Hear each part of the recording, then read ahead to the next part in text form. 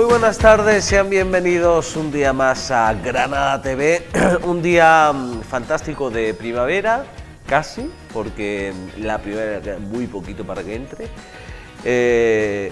fantástico para las personas que tenemos alergia, hoy en plato estamos dos personas alérgicas, hemos decidido que todos los cipreses que hay aquí dentro se vayan fuera, pues está el ciprés a tope en Granada, ya nos enteramos a través de las redes sociales y demás. 6 en punto de la tarde, fíjense, cada vez más ingleses. Pero es que hoy tenemos un programa donde vamos a hacer muchos saltos de temas, de tiempos, de geografía, de un montón de historias. ¿Nos vamos a conocer el sumario? ¿Les apetece? Venga, dentro sumario. Noche ochentera, toda la noche entera. Hay una cola que te da, pero ven con quien quieras. Noche ochentera, toda la noche entera. Nuestro sumario de hoy, que viene cargado, con mucha R, de mil historias y de mil cosas. Primero de todo, ¿qué vamos a hacer? Pues fíjense, ya que se va acercando la Semana Santa, que estamos en plena cuaresma, que además esta televisión ya saben que apuesta mucho por la Semana Santa y que Granada TV tiene espacio para todo. No vamos a hablar de Semana Santa, pero sí vamos a hablar de historias, de leyendas, de curiosidades, de rencillas que tienen que ver no directamente a lo mejor con las hermandades actuales, pero sí con nuestra historia, con familias, con nombres, con gente bueno, que ha cambiado el curso y sobre todo curiosidades, cotilleo, el salsa rosa del principios de siglo hasta 1950, dice siempre María del Mar Peña, que es quien viene a visitarnos después de mucho tiempo en el día de hoy. Con ella vamos a hablar, pero además el otro día nos pasamos a ver a los amigos de Renta 4.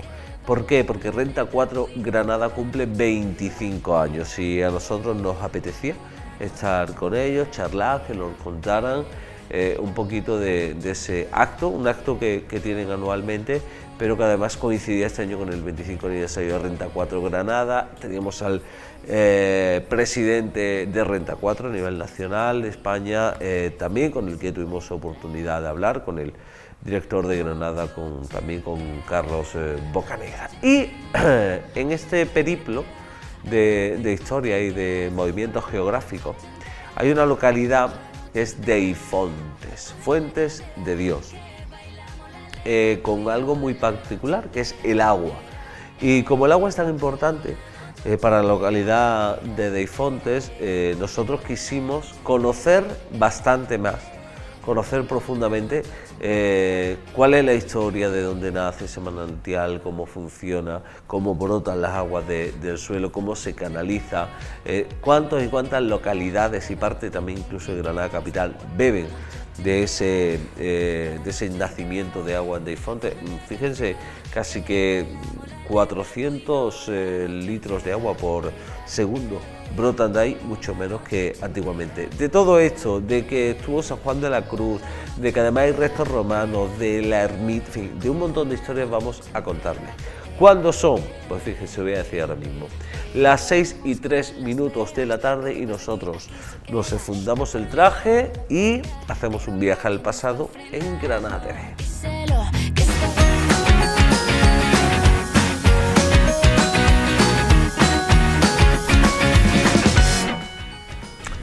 Hoy tengo la compañía de alguien que compartimos muchas cosas y en este tiempo compartimos alergia. No el uno al otro, no es una alergia mutua, pero tenemos una alergia importante. Veo tus ojos de dolorosa granadina, intimista y contenida, y ya sabemos que tenemos la alergia aquí, aunque no sea primavera todavía, pero es verdad que sales a la calle a tiempo de Semana Santa. ¿Sí? Que es ese tiempo en el que está soleado por la mañana, pero intuyes que en cualquier momento va a venir un nubarrón y puede llover. Sí. Un tiempo en el que tienes que ir de manga corta o semicorta, pero tienes que echarte la chaquetilla, y si piensas salir más tarde de las 11 o 12 de la noche ya te tienes que echar chaquetón, bufanda, lo que sea. Un tiempo raro. Un tiempo raro. Bueno, un tiempo que nos gusta también, ¿no? Sí, también. Sí. Y ya que estamos en este tiempo y tenemos la alergia y la sufrimos, pues ya habrá que empezar con las torrijas, el arroz con Qué leche, bueno, por los favor. roscos. ¿Tú qué dulces tomas en Semana Santa? ¿Qué dulces no tomo en Semana Santa y qué dulces de claro. Semana Santa no tomo durante el resto del año? Claro. Quiero decir, me parecen las tradiciones, tú lo sabes y me conoces, que son sagradas. Es decir, en Semana Santa hay que tomar torrijas, hay que tomar roscos y hay que tomar arroz con leche. Y cualquier otra tradición que se tenga de este ámbito dulcero me parece maravillosa. Pero ¿por qué no el resto del año? Yo tengo una bandeja de polvorones en casa que va cayendo ¿Sí? durante todo el año. Qué buena. La torta de la Virgen, que es una cosa que yo siempre he dicho que tenía que estar todo el año, ya la encontramos en cualquier época. En cualquier época se encuentra. Yo no soy muy partidaria de que haya de todos los colores, sabores y olores. A mí me parece una deformación. Es como el roscón de Reyes, que ahora te lo encuentras. Roscón de Reyes ahumado con toque de salmón. Y dices, ¿tú esto qué es? Ahumado, qué bueno. Yo el roscón de Reyes está relleno de crema, de nata o sin relleno. Sí. Ya cuando empieza la trufa, el chocolate, es como esa famosa marca de turrones de arroz con pasas, o no sé lo que decía el anuncio. No, los saborcillos... Yo ya- recuerdo estar en la cocina de mi abuela con mi tía, una cocina llena de mujeres, que a mí me encantaba porque estábamos ahí chicharreando, que me encanta un chicharreo. Ah, ¿qué te gusta? Me encanta. Chicharreando, mi tío entraba de vez en cuando a cortar y a quedarse ahí un rato con nosotros. Y tener a mi abuela y a mi tía haciendo torrijas de vino, Oh, o mojadas en vino. es que además la receta de las torrijas cambia mucho de una casa a Sí, otra. sí, sí. Mucho, muchísimo. Y depende de si le echas miel, no le echas miel. Es como el arroz con leche. Habrá diferentes variedades de arroz con leche. Por ejemplo, ¿a ti qué te gusta? ¿Más líquido o más compacto? A mí me gusta melosito. Melosito, ¿verdad? Sí. Ni muy compacto, pero tampoco sopita de leche. Repellar por ahora no. Todavía. Pues yo solo consigo hacerlo para repellar. ¿Sí? No me sale de otra manera. Es que lo dejarán mucho. Pues no lo sé. No tengo ni idea de lo que me pasa a mí con el arroz, pero se queda bastante... Bueno, hablaremos de dulce de Semana Santa, que por cierto, que mira, qué bien hilamos así. ¿Por qué? Porque esta noche hay un reportaje fantástico en Sentir Cofrade, ya saben, a partir de las 10 de la noche, Sentir Cofrade Cuaresma, donde nos hemos acercado hasta el Colegio Virgen del Rosario, que están haciendo talleres de Cuaresma y están haciendo dulces, los peques. Van a disfrutar un montón, bueno, además de chicotá e imágenes inéditas de Semana Santa. Yo no sé si tú lo sabes, pero nosotros en Semana Santa, aparte de emitir, cuando no estamos emitiendo, nosotros estamos grabando imágenes. Y todas esas imágenes son ahora cuando se las ofrecemos para que vean también cosas distintas, perspectivas distintas que no pudieron ver en su momento en nuestra Semana Santa, que este año viene. ¿Tú sabes cuál es mi Cargada. frase típica de la Cuaresma cuando se habla de la Semana Santa, verdad? ¿Cuál? Mi frase típica es, da igual si va a llover. Siempre. Yo siempre auguro lluvia durante Sí. la Semana Santa. Rara vez fallo, es muy rara la Semana Santa que no llueve, pero es casi ya una superstición mía. Pero es que tú eres un poquito pesimista también. No, yo es pesimista, Qué no, cosa, qué va, madre qué va, mía. qué cosas, no. ¿De qué hablamos hoy, María del Mar Peña? Pues hoy hablamos precisamente de esos detallitos, cosas, historias que no se... digamos que aparecen en algunos libritos de los que nos reparten durante la Semana Santa, pero no se suele abundar en ellos. Son detalles que cobran importancia porque algunos han llegado a nuestros días y cobran importancia porque muchos han determinado la forma en la que conocemos la Semana Santa de hoy. O sea, esto es como si tú cogieras un librito de estos que nos dan ahora en Semana Santa y te ponen características, hábito rojo, y luego lugares donde ver, Efectivamente. y luego te dice curiosidades. Pues a esa sección vamos, a la de curiosidades. Es un curiosidades. poquito miscelánea porque no nos vamos a ceñir solo en curiosidades de, pues la imagen tal fue tallada. No, vamos un poquito Chicharreo. más, sí, a lo que es el ambiente de la calle y a lo que se dice, se comenta, se cuenta de Se las rumorea. hermandades. Por cierto, tengo que recomendar, siempre lo hago en Cuaresma, un libro fantástico, maravilloso, de alguien que desapareció hace muy poquito tiempo. Yo creo que fui de los últimos que le hizo entrevistas a él. Correcto. Don Manuel Ocón, porque hay que decir Manolo Ocón, don Manuel Ocón, tiene un libro que se llama Un siglo de Cuaresma y algo más, que nos lo regaló cuando estábamos en COPE, que por sorteo me tocó a mí, y lo guardo con mucho cariño. El niño afortunado. Al equipo de Cruz de Guía de COPE, un saludo a todas.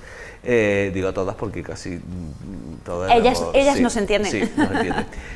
Pues este libro hay que leerlo, Un siglo de Cuaresma y algo más, y te habla de un siglo de Cuaresma, desde finales del siglo XIX hasta bien metido el siglo XX, y no solo te cuentas cosas de Semana Santa o de Cuaresma, sino que te pone en contexto social, histórico, económico, para que entiendas todo esto. Manuel Ocón hizo un grandísimo trabajo que era contextualizar la Semana Santa que tenemos ahora yendo en el tiempo atrás durante 100 años. Entonces, claro, cada Semana Santa de cada año se ve condicionada por el mundo, por España, por Andalucía y sobre todo por la ciudad de Granada, que es muy particular, suele ir mucho a contracorriente en la historia del mundo la ciudad de Granada, y eso pues nos trae hasta el día de hoy. Entonces cada pequeño detalle, eso, un siglo de Cuaresmas y algo más, ese más que añadía él, eso es de lo que también vamos a hablar. De lo que vamos a hablar, de más, que parece el disco de Alejandro Sanz. ¿Con qué empezamos, Peña? Cuéntame. Pues mira, si te parece vamos a empezar, como dicen los expertos, empecemos por el principio. Sí, ¿no?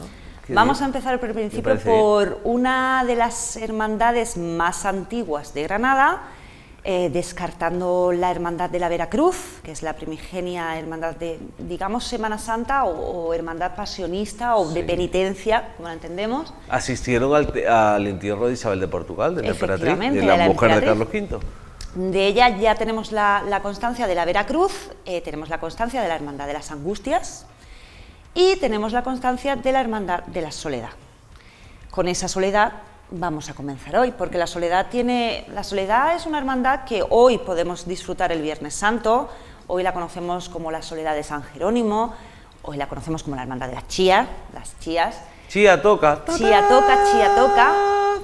Y bueno, ahí tenemos las imágenes del impresionante San Jerónimo, pero la Hermandad de la Soledad ha sido peregrina por toda Granada durante toda su historia. Hace poco celebraban la confirmación de esa coronación que tuvo la imagen a final del siglo XIX por suscripción popular, y la solemos asociar, si no con San Jerónimo, antes te he dicho, la Soledad de Santa Paula. Sí. Yo es que soy muy rancia y además como me pilla cerquita eso de Santa Paula, pues suelo decirle Soledad de Santa Paula. Pero es que a Santa Paula llega a mitad del siglo XIX. Las amorosísimas... Pues antes tuvo un periodo convulso, como es que me gusta decir a mí, un periodo convulso. Sí, piensa que justo antes hemos tenido la época de revoluciones, la época liberal, y hemos tenido la ocupación francesa. La ocupación francesa, una de las cosas que tira por tierra es muchísimos conventos, muchísimas iglesias. Una de ellas es el convento del Carmen, hoy ayuntamiento. Esta era la sede de nuestra Hermandad de la Soledad, el convento del Carmen. Allí llega después de haber peregrinado por 2 lugares más. En la Cuesta de Gómez es donde florece más, que es donde tenían primigeniamente los carmelitas su primer convento, cerca de donde estaba la primera casa hospital de San Juan de Dios. Pues allí los plateros, que son los grandes benefactores de esta hermandad de un entierro y soledad, pues allí tenían una casa. Piensa que los plateros establecían sus talleres donde mejor les podía venir, iban en gremios, todos se establecían muy cerca, y allí es donde pues continúan esta hermandad. ¿Tú recuerdas la leyenda de la calle del Carnero? Sí. Que había un platero de las caldererías, Sí. que, pues fíjate si está cerquita la Cuesta de Gómez de las caldererías. Era toda aquella zona donde se mudaron los plateros en aquel entonces. Pero antes, esta hermandad había estado en otro lugar, que ahora después te indicaré dónde nació y surgió. Esta hermandad está muy ligada a la advocación de Santa María de la Cabeza, Nuestra Señora de la Cabeza. ¿Por qué? Bueno, pues porque los carmelitas originalmente tenían a la Virgen de la Cabeza como una de sus patronas, de sus advocaciones favoritas.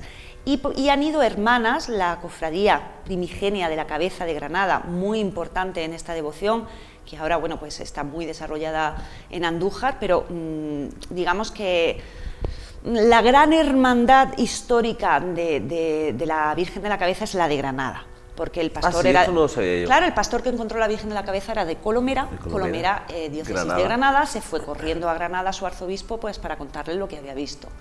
Con lo cual, estas hermandades van juntitas por las sedes por donde han pasado. Desgraciadamente, la Hermandad de la Cabeza, cuando la ocupación francesa, no la acogen las Jerónimas, sino que se traslada a la catedral, y ya de la catedral finalmente parece que decae muchísimo y termina en la Magdalena, donde hoy en día podemos admirar a la Morenita, obra de Navas Parejo, y bueno... De la que se copia luego la que está actualmente. Navas Parejo hizo 3 Vírgenes de la Cabeza. Ah, ¿sí? La de, creo recordar, y me van a matar mis hermanos de la cabeza si lo digo mal, pero bueno, creo que es la de Colomera, la de Granada y finalmente la Virgen de la Cabeza que hoy conocemos del Santuario de la Cabeza de Andújar, porque la original, la Virgen de la Cabeza original, se perdió en la guerra, en la toma del santuario.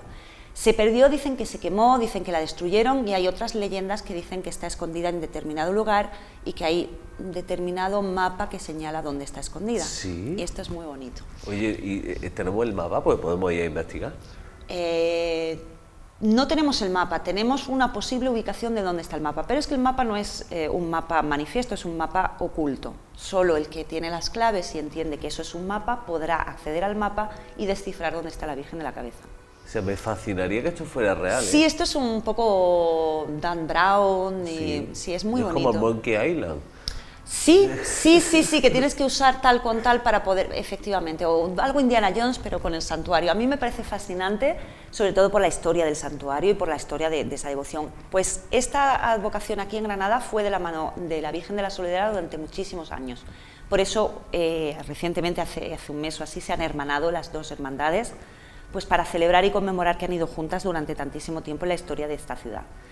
Bueno, pues la Virgen de la Soledad, con todo su recorrido, bueno, pues tenía pugnas. Ella es la primigenia hermandad del entierro, Soledad y entierro del Señor. Después, hoy la conocemos como descendimiento, pero en su momento era entierro. La Virgen que conocemos hoy en día es posterior, no es la imagen original de la hermandad, porque como vemos es una imagen ya barroquizante. Dicen que puede ser, se conoce a veces como la Soledad de Mena, para distinguirla de la otra Soledad de Mora. Yo particularmente no estoy de acuerdo con que sea de Pedro de Mena. No es por hacer menos al maestro de Mena, que es un grandísimo, pero no le veo yo el punto a la Soledad, a nuestra Soledad con Mena. Yo creo que es más bonita que la obra de Mena. ¿Tú crees que es Mora? No. No, ¿verdad? Mora, vamos, Yo no tiene Mora. cara de Mora. No tiene cara de Mora.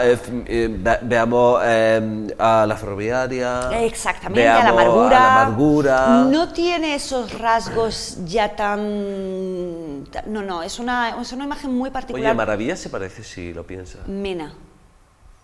Sí se ha atribuido a Mena. Ya, pero digo Soledad.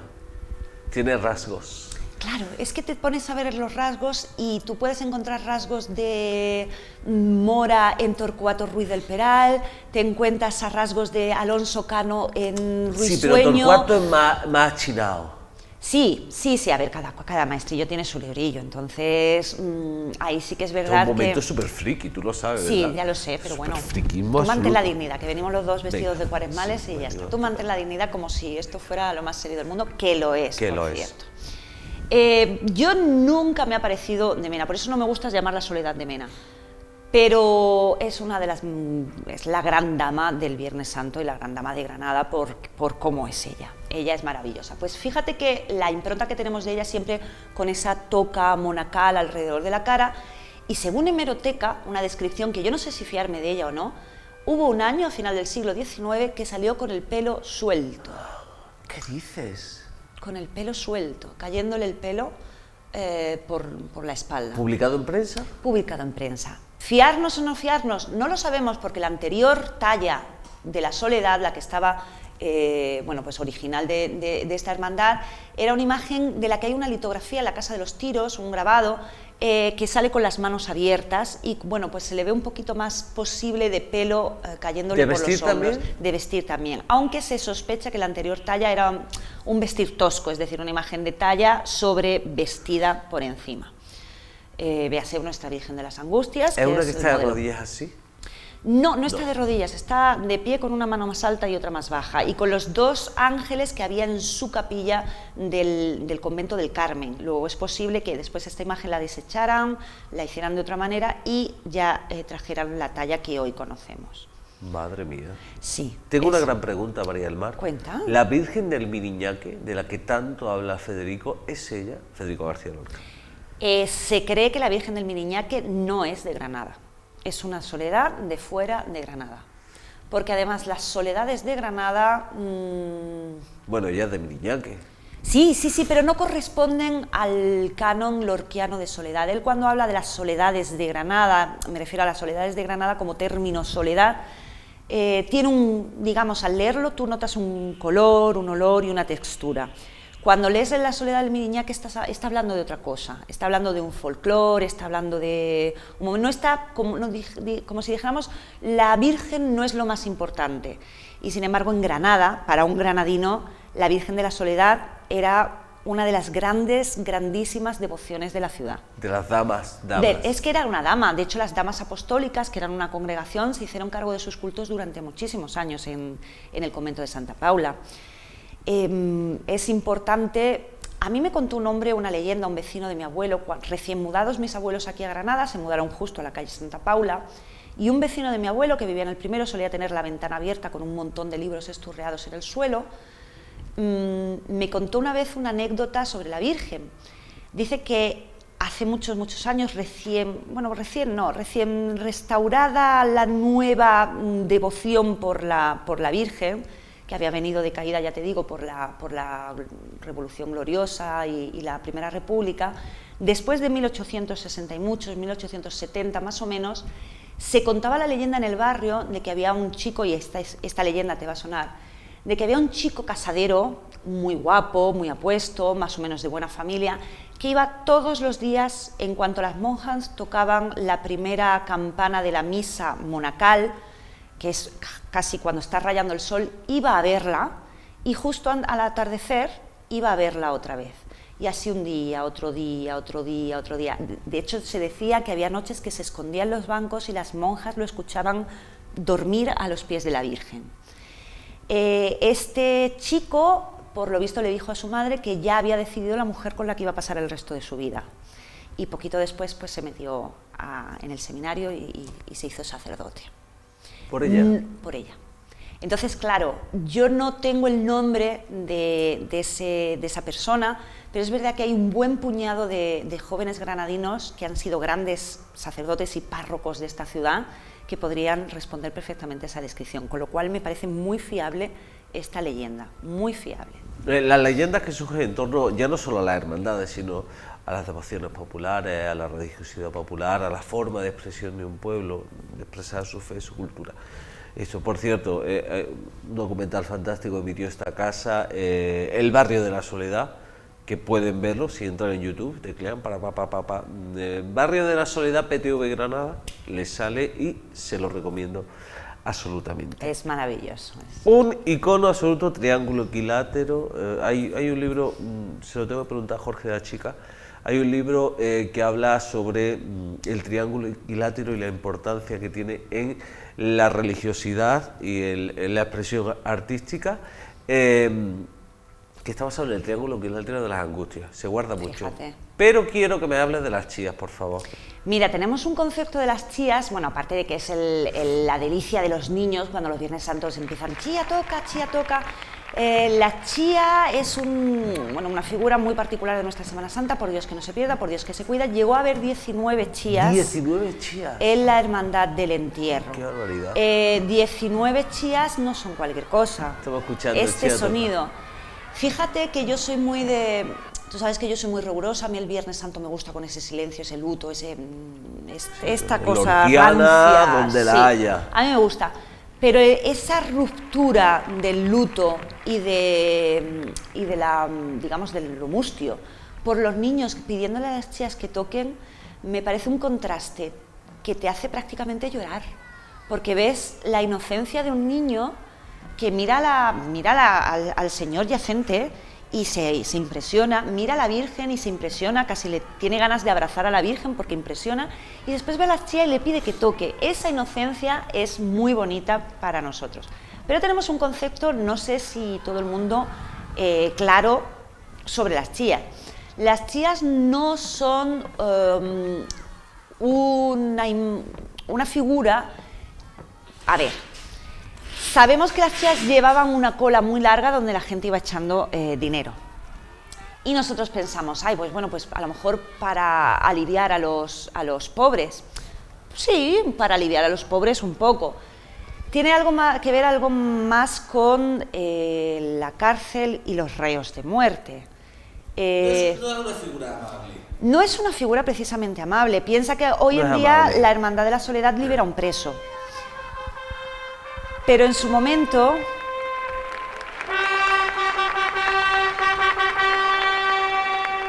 Ese sonido. Que ahora lo hacen profesionales. Las Sí. fanfarrias las tocan ahora profesionales. Hubo un tiempo que Hubo un no. tiempo que no sonaba tan claro. Este toque lo que anunciaba es que la gente podía echar limosnas en las colas de las chías para costear los entierros de los que iban a morir en la horca de Plaza Nueva. Ah. O sea, estaba vinculado la figura de las chías a, bueno, por un acto de caridad. Sí, es caridad, pero no es precisamente caridad para... Ya que te matan, que no te cueste el dinero, ¿no? Claro, es que si no le costaba, si no los podían tirar en fosas comunes y ya está. Entonces, pues ellos lo hacían la labor de caridad de poner pues la caja y el entierro. No es precisamente algo demasiado agradable. La chía no solo acompañaba a la Hermandad del Entierro. ¿Qué es lo que pasaba con la Hermandad del Entierro? Que fue tan popular este momento Soledad y Santo Entierro que surgió otra Hermandad de Soledad y Entierro en Santiago. Era la Hermandad de las Tres Necesidades. Supongo que ya hoy en día cualquier granadino cofrade sabe cuál es la imagen de las Tres Necesidades. La actual imagen de las Tres Necesidades, que ha perdido la advocación, pero continuamos teniendo esa imagen. Y con sus manos la hemos visto en alguna ocasión. Y con sus manos originales la hemos visto en alguna ocasión. La historia de las Tres Necesidades y también Entierro de Cristo, bueno, pues arranca bastante después que la Hermandad de la Soledad, pero ya hay un registro de pugnas y peleas entre las dos hermandades, porque dicen que válgame el Señor, ¿cómo va a haber dos hermandades el mismo día con la misma vocación de Cristo? Y ahí es donde entra un... Pues, ahí hay peleilla. Hay pelea, peleilla no, hay pelea. De hecho, tuvieron ¿Sí? que firmar un tratado de paz. ¿Qué dices? Hay un tratado de paz firmado por el cual un año sale una, un año sale otra. Problema del siglo XVII, ¿no? Sí, es un tratado de paz, sí, creo que es de 1700 largo, este tratado de paz. Se los saltaban a la torera muchas veces, entonces, pues claro, resulta que hay un hermano en particular de la Hermandad de las Tres Necesidades y Entierro de Cristo, bueno, pues que han encargado una imagen de la Virgen, estaban en San Gil. Radicaban en San Gil. Vamos a contar dónde estaba San Gil para quien no lo sepa, que tiene una leyenda fantástica también. San Gil era una iglesia ubicada al final de la calle Elvira. Lo que ahora es ese anchurón donde se pierde Reyes Católicos, empieza la calle Elvira y hay un anchurón que ya llamamos Plaza Nueva, pero que en realidad no es Plaza Nueva todavía, que hay una fuentecita en medio. Eso, todo eso y el final de Elvira, eso era la iglesia de San Gil. ¿Vale? De hecho, la placeta que hay, la calle Pan, sí. Esa placetita que está en los Hospitalicos, el muro del convento, pues eso es la placeta de San Gil. Era claro, sí, la entrada de San Gil, claro. Pues ahí es donde estaba la Hermandad de las Tres Necesidades y Santo Entierro. Había una imagen a la que veneraban como Soledad, no les convencía mucho, supongo que era de talla completa, no estaba ya la moda. Encargaron otra imagen y no les gustó mucho. Y había un hermano que dijo, vamos a ver, señoras y señores, yo me imagino aquel cabildo, tú imagínate, aquellos cabildos de hermanos. Señores, yo soy un imaginero. Es verdad que a lo mejor mi especialidad no es precisamente las tallas dolorosas. A mí me gusta pues la talla y sobre todo la pintura pues de gloria y de cosas muy esplendorosas, unas vírgenes con niño que te mueres de bonitas, unos San José maravillosos. pero ya he tallado un crucificado y si hay que tallar una Virgen Dolorosa, yo tallo una Virgen Dolorosa. Y este hombre acababa de perder a su esposa y acababa de contraer nupcias por segunda vez, probablemente un matrimonio de conveniencia, porque ella era ya de una edad, una mujer adinerada, su hermano se había casado con una hija de este imaginero, entonces dijo, bueno, pues mira, yo me ofrezco a tallar una imagen de una virgen. ¿Lo hizo gratis? Sí, claro, totalmente gratis, donada y además él llegó a ocupar grandes cargos en aquella hermandad. ¿Se llamaba Tatillo? No, ¿No? no, era anterior a Tatillo, anterior. Este hombre es José Risueño. José Risueño, bueno, pues era hermano de esta hermandad y decidió tallar a la Virgen de las Tres Necesidades. ¿Por qué de las Tres Necesidades? Las Tres Necesidades de María es otra forma de llamar a la soledad. María en su soledad, al pie de la cruz, tuvo tres necesidades. Necesitaba una escalera, necesitaba un sudario y necesitaba un lugar donde enterrar a su hijo. Y no tenía nada de eso. No tenía escalera, no tenía sudario y no tenía un sitio. Allí llegó José de Arimatea y Nicodemo, llegaron a auxiliarlo, trajeron la escalera para bajarlo de la cruz, trajeron un sudario limpio y José pues ofreció un nicho recién abierto en la montaña donde poder enterrarlo lo antes posible, porque además se acercaba la hora del anochecer y a partir de esa hora ya no se podría hacer nada porque era sábado y era Pascua. Con lo cual, esas tres necesidades conformaban la soledad de María. La soledad es, estoy con toda esta necesidad, no tengo nada y estoy sola, sola, todo el mundo se ha ido. La gente dirá, bueno, tenía San Juan. A ver, un chavalito de, ¿cuánto podía tener? Calculan, bueno, 14, 15 años, ni de broma. San Juan podía tener 7 u 8 años. Esas son las grandes necesidades de María. Y precisamente esas chías cubrían esas necesidades, la de la escalera, la del sudario y la de un entierro digno. Las tres necesidades, que luego pasó a ser la Virgen de la Esperanza, que la hemos visto también con sus manos originales en aquella Inmaculada. Mira que José Risueño era tan fanático, tan discípulo de, aunque no lo conoció directamente ni fue su discípulo directo, pero era tan discípulo de Alonso Cano, que hay una leyenda sobre la Esperanza que dicen que, bueno, que tomó como imagen a una hija de Torcuato Ruiz del Peral, de José Risueño. José Risueño tuvo 7 hijos, de los cuales solo le sobrevivieron 3. Conozco el nombre de 3 hijas y un hijo, una de las hijas tuvo que morir. Dicen que Isidora no fue porque se casó, la otra hija, entre Tomás y Juana, no sé cuál, una se casó con el hermano de la segunda mujer de su padre, la otra tuvo que morir porque no le sobrevivió. Y hay una leyenda, pero no encuentro fuente alguna, ni documentación alguna, ni testimonio alguno que dice que, bueno, que esta talla estuvo inspirada en una hija de José Risueño que murió, entonces él le puso esta cara. Yo voy a más, algo que es muy fehaciente de comprobar por cualquier granadino, que vayan a la Inmaculada de Alonso Cano. Todos conocemos a la Inmaculada de Alonso Cano. Es una Inmaculada pequeñita, aniñada, con un gesto muy característico de cabeza, con un gesto muy característico de manos y con unos rasgos muy característicos en la cara. Si tú a la Inmaculada de Alonso Cano le das unos añitos más, un poquito de sufrimiento, un dolor como que le están clavando una daga, yo no digo en el corazón, sino aquí abajo, que es donde te duele y donde te dura el dolor, y te dicen que estás sola, solísima y con toda la necesidad del mundo, ese suspiro de dolor, te sale la Virgen que hoy conocemos como la Esperanza. Y además, uno de los contrapuntos granadinos más marcados y de referencia. ¿Sabes qué? Que nos hemos comido el tiempo. No, casi, nos queda poquito, pero como siempre, pues nos queda los disciplinantes. Pero hay una leyenda fantástica que a mí me encanta, que es la de la Soledad del Calvario, una imagen de mora tallada en el Carmen de los Mascarones.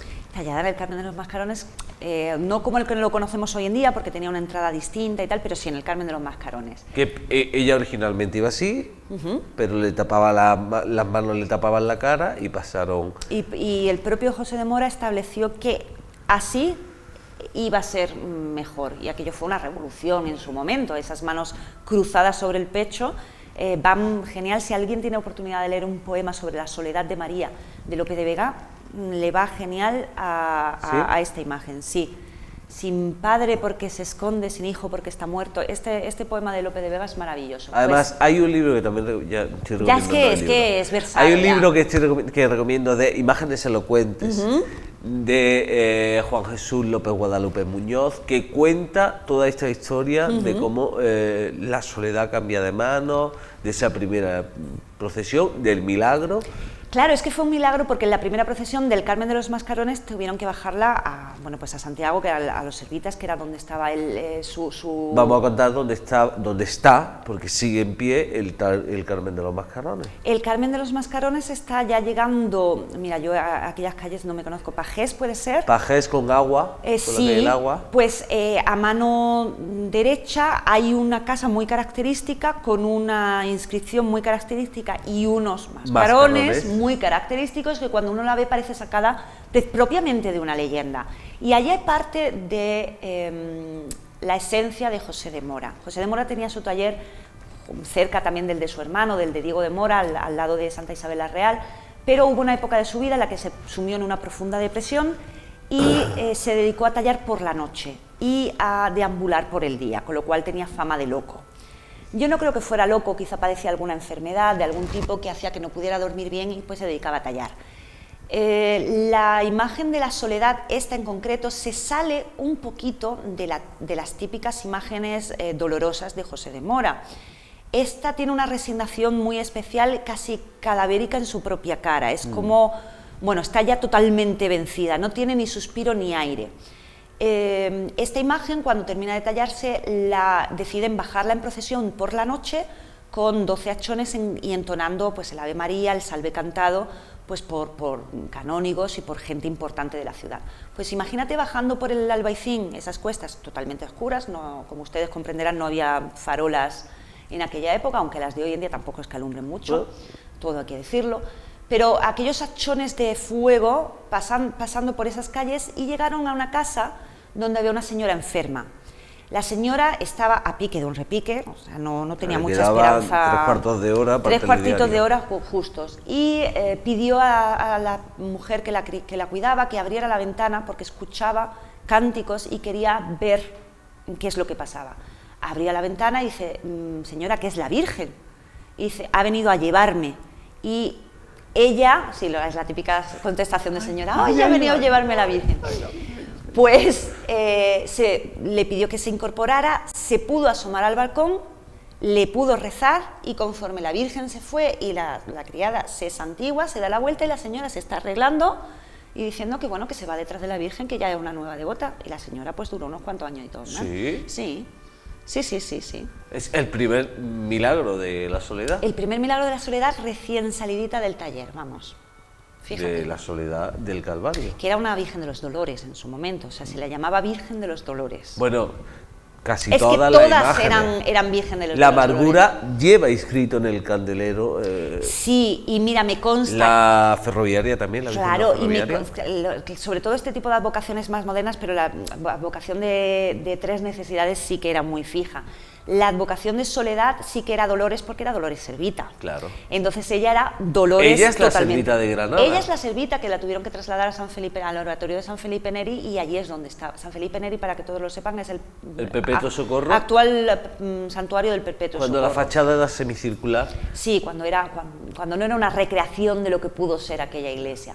Pues ella estaba allí y era la imagen servita de Granada. Y ¿Los servitas están extintos? No lo creo, pero aquí en Granada no conozco yo servitas. Hay imágenes, hemos heredado la S, acuérdense cuando vean una S atravesada por un clavo, esa es la identidad servita, ahí hay una imagen servita. Esclavo. Entonces, esta era la imagen por antonomasia servita, entonces sí que era una Virgen de los Dolores. Y me consta que en Santana, tanto Esperanza, 3 necesidades, la llamaban Dolores también.